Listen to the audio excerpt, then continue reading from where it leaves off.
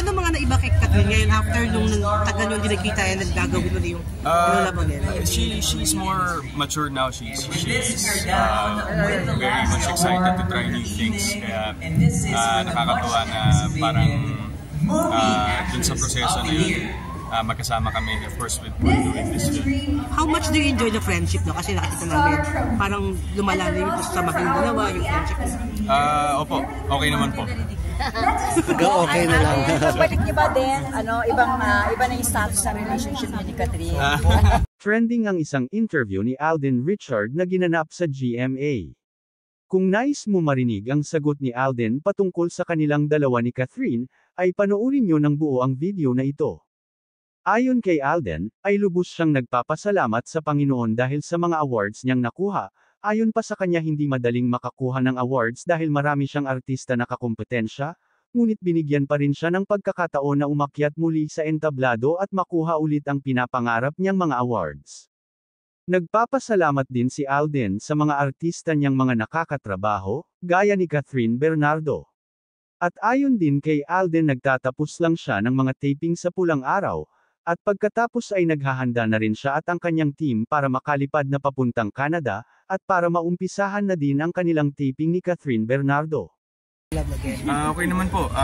Nagtatapos lang po ako ng mga few taping days po with Pulang Araw para makalipad. And then pagdating po doon, dire-diretso po yun kasama yung Sparkle World Tour po na concert.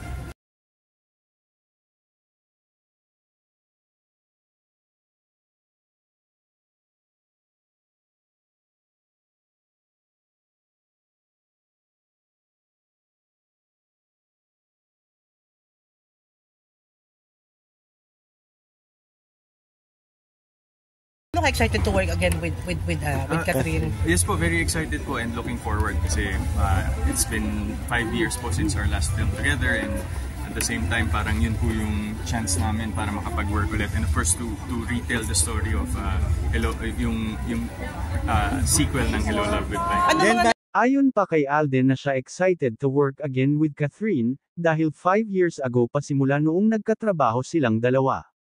Kaya makikita natin na talagang excited na ang Catherine para sa kanilang nalalapit na pelikula. Tapos mo na yung Pulang Araw before you leave for Canada? Or may maiiwan ka pa rito mga scenes? May pagbalik ko dito.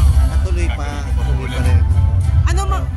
Ano mga naiba kay Catherine ngayon after nung tagal yung hindi nagkita yan, naggagawin ulit yung love again? She's more mature now. She's very much excited to try new things. Kaya nakakatuwa na parang dun sa proseso na yun, magkasama kami, of course, with doing this film. How much do you enjoy the friendship, no? Kasi nakita namin, parang lumalalim sa maging dalawa yung friendship.